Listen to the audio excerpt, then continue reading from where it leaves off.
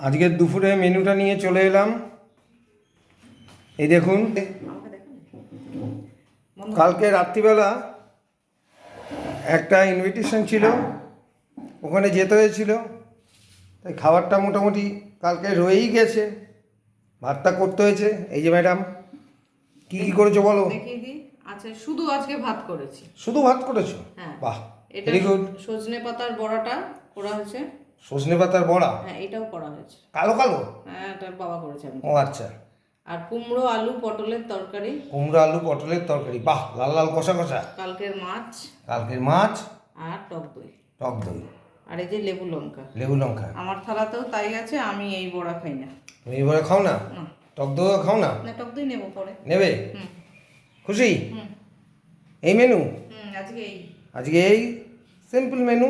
ভালো লাগলে সাবস্ক্রাইব করবেন, কমেন্টে অবশ্যই জানাবেন। দেখি কেমন আছে।